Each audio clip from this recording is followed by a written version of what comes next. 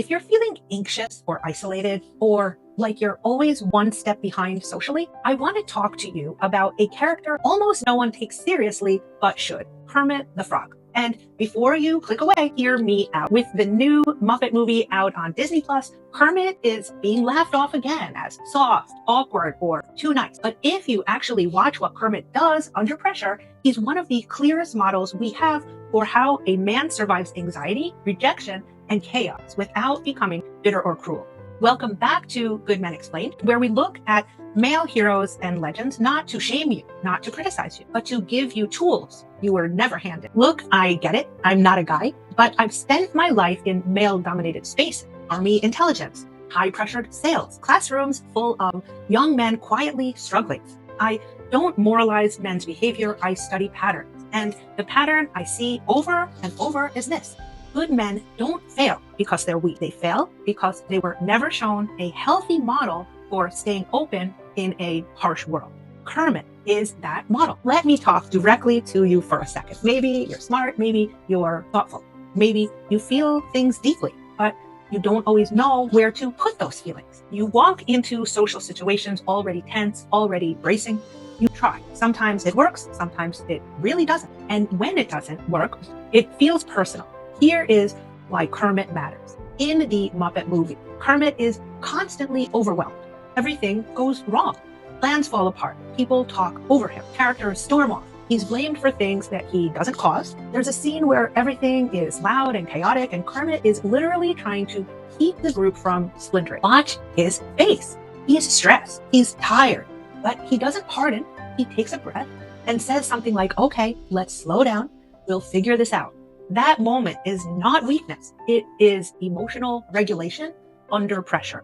Most men were never taught how to do that. A lot of men walk around with an invisible ledger. Every rejection, every awkward moment, every time you were ignored, misunderstood, or overlooked, it adds up. Kermit has every reason to be resentful. He's underestimated constantly. People dismiss him. His efforts are interrupted again and again. But here is the key. Kermit does not keep score. There's a moment early in the Muppet movie where his peaceful life is disrupted. He's mocked, he's chased. His dream is treated like a joke.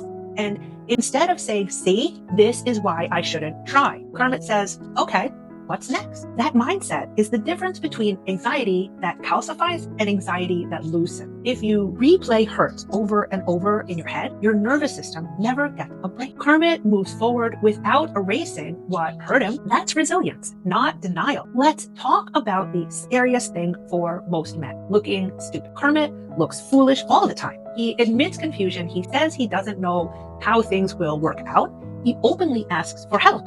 There's a scene where the plan is clearly failing, and Kermit says some version of, I don't know what I'm doing, but let's try. Most men would rather shut down than say that out loud. Because you were taught, explicitly or implicitly, that confidence equals worth. But here is what Kermit shows us. Vulnerability is not weakness. It is an invitation. Every time Kermit risks embarrassment, other people step in. Coordination happens. Trust builds. Confidence doesn't come from pretending that you are complete. It comes from being willing to be unfinished in public. Now I want to address something important. What if you try this? You stay calm. You ask for help. You speak up instead of disappearing. And it still doesn't work. What if people ignore you anyway? What if you are misunderstood? What if you feel just as lonely afterward? Hear this clearly. That does not mean that you fail. You don't control other people. You control whether you turn pain into self-hatred or self-respect. Kermit doesn't win because everything works. He wins because he doesn't abandon himself when things don't. And for you, this part matters the most. If you were raised around emotional distance, criticism, or chaos, okay, that was not a personal defect. A lot of adults were surviving themselves, overworked, emotionally flooded, doing what they could with what they had. You don't have to keep punishing yourself for that. You don't have to carry anger toward the people who didn't know how to show up for you. Forgiveness doesn't mean they were right. It means you're done letting the past run your nervous system.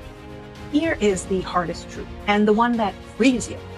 The world doesn't owe you a debt, but it does respond to steadiness, kindness, and courage over time. Other people are hurting too, more than you realize. When you stop seeing every interaction as a threat, anxiety loosens its grip. So here is your actionable step for today. Identify one thing you don't know how to do, not something dramatic, something real. Maybe it is a work task. Maybe it is cooking something basic. Maybe it is asking for directions.